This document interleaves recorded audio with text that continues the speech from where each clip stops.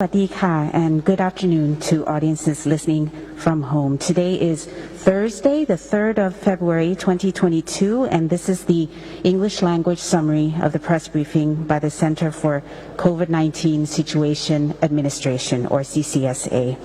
Today is also Thai Veterans Day, and we pay tribute to those who have served and continue to serve the Thai military and honor those who have given their lives to service in the armed forces.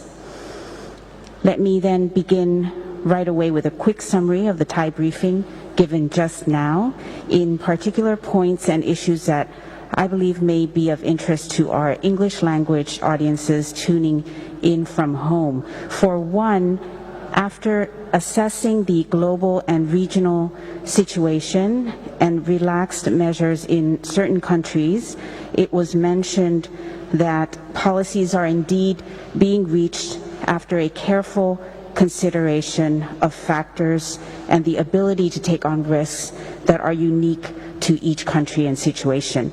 Dr. Apisamai also made mention in this context of a warning from the WHO against countries lifting the COVID-19 restrictions too soon.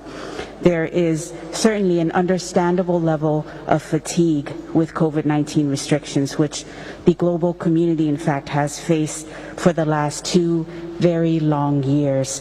But while the Omicron seems to be less dangerous or to lead to less severe cases than when it was first discovered, it is still premature for us here in Thailand to, and I quote, surrender or declare victory against COVID-19, as global infection and fatality statistics are still not steady. So prevention measures and strict surveillance are still very much important to us, and we remain cautious and hope to ensure that all of us will continue on with practices such as wearing masks and staying in well-ventilated spaces and the like.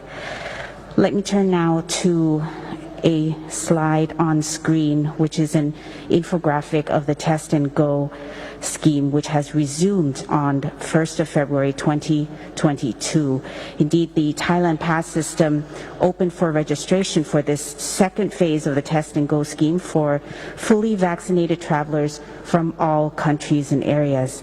Let me quickly recap for you that these adjusted measures of the resumed Test and Go include the need to book a hotel and to take the COVID-19 test on day 1 and day 5 of your stay or return to Thailand. Again, different hotels may be booked for day 1 and day 5. In cases where travelers will be in Thailand for less than 5 days, they will only have to book a hotel and to make their payment for day 1. We advise travelers, of course, to plan their trip at least 7 days in advance to allow time for the hotel and the Department of Disease Control to verify their reservations and vaccine certificates respectively.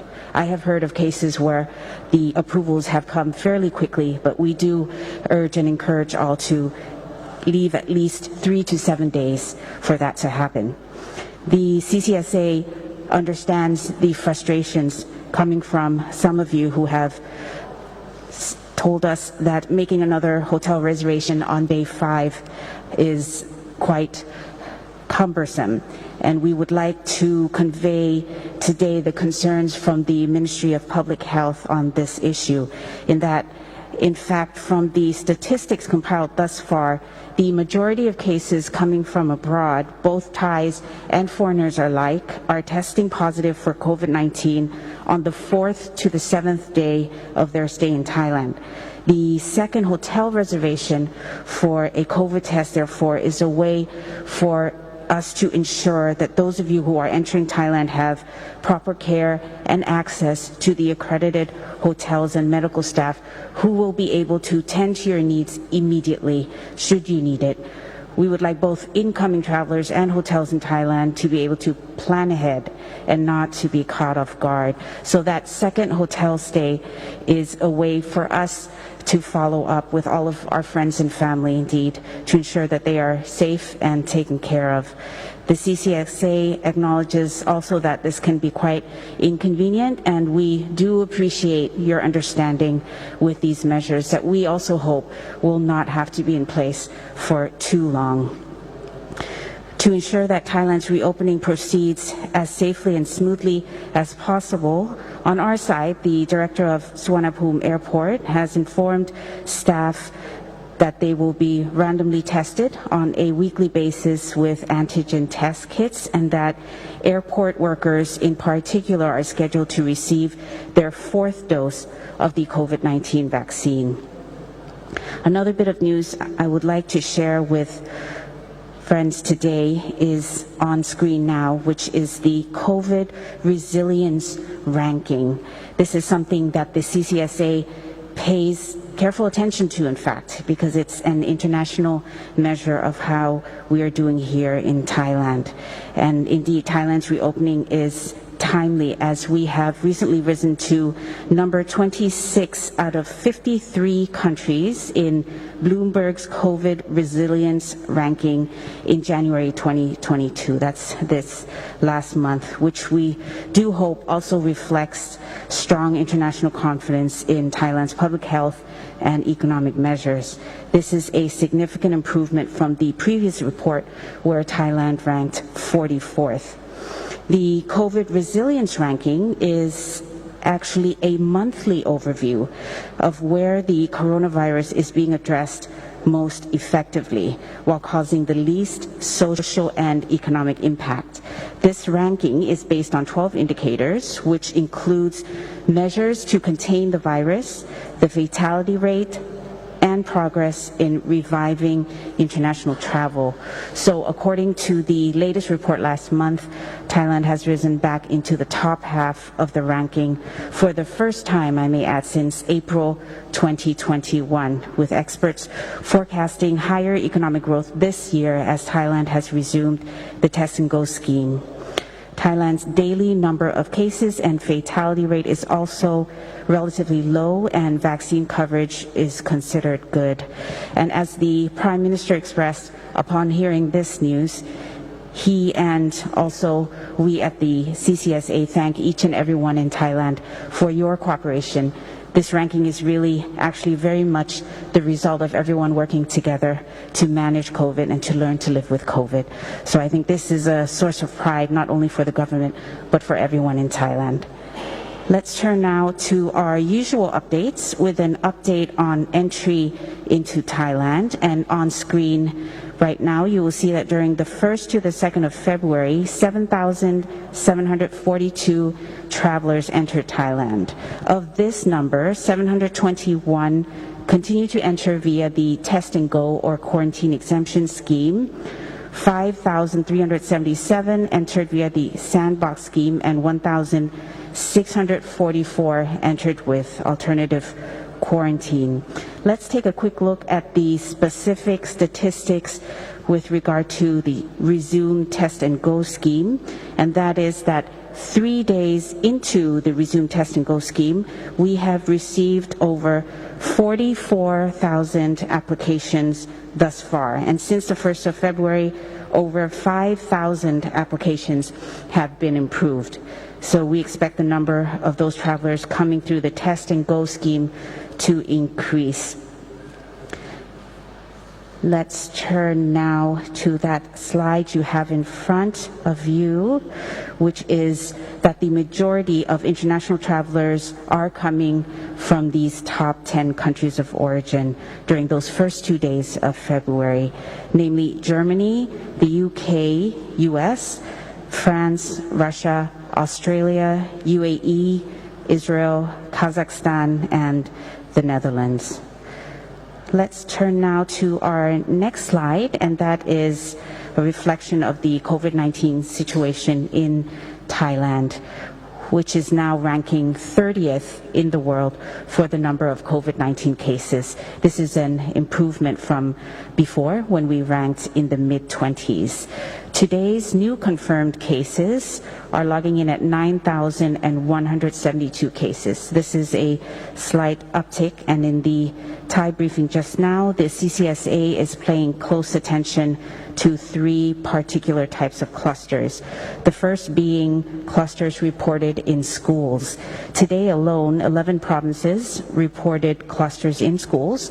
They are small clusters, which means less than 10 cases were discovered, but still a trend that is worrying and that we are monitoring very closely. Schools are being instructed to forego group activities and, of course, ensure that online instruction is still available for those who require it.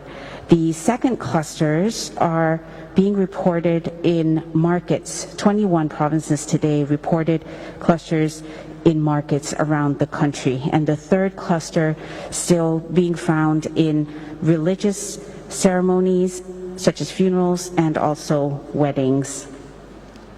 The number of recoveries today stands at 7,832 cases, and unfortunately still logging fatalities, new fatalities at 21, although that continues to be a relative low number. Those fatalities today, 15 of which, or the majority of 71%, are the elderly.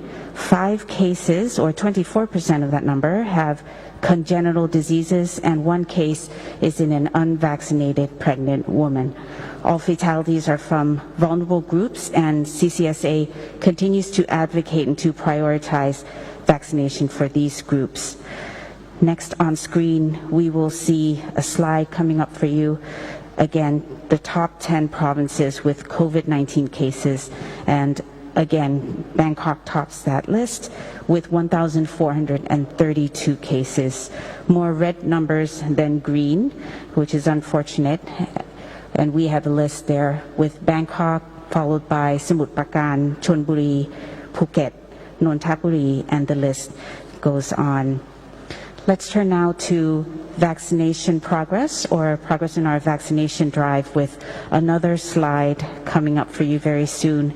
Yesterday, we administered 289,389 doses of the vaccine, which increases the accumulated number of vaccinations to more than 115.82 million doses. This brings us to 75.3% of the population having received their first dose. 70.1% have received their second dose, and 21.1%, which is over 14.7 million people, have received their third dose. Let's take a look very quickly at that progress in vaccination in foreign nationals in the country. Thus far, over 4 million doses have been administered to foreign nationals in the country, which brings us to 45.39% of the total number, of foreign residents in Thailand having received the vaccine. The average age, as you see there, is 36.63. Let's look now at a couple of other slides regarding vaccines for children, which on the 31st of January, Thailand kickstarted the COVID-19 vaccination drive for children aged 5 to 11 years, with priority given to children with underlying health conditions. Thailand's Food and Drug Administration has approved the PfizerBioNTech for young children, while a subcommittee of the Department of Disease Control has approved Sinovac for children aged 3 to 7 years old, after reviewing studies which indicate that the vaccine is indeed efficient and safe for children and adolescents. Thus far, the Ministry of Public Health has informed that no major side effects have been reported for children aged 5 to 11 years old which have taken the vaccine, which is very good news indeed. Before we end the briefing today, I would like to remind and encourage all of you to stay vigilant, strictly follow the DMHTT, and be cautious when gathering in risk areas such as crowded places and restaurants. The risk of getting the virus from eating at a restaurant can be reduced if you spend less time at the restaurant to limit your exposure. In closing, I would just like to remind you of the SHA website as well for hotel reservations that will come on screen very shortly. And you have that QR code there for you to conveniently take a snapshot of for later use and viewing. This is all I have for today. Please do enjoy the rest of the week. We will be back on Mondays and Thursdays from now on instead of Mondays, Wednesdays, and Fridays. Do take care until then. สวัสดีค่ะ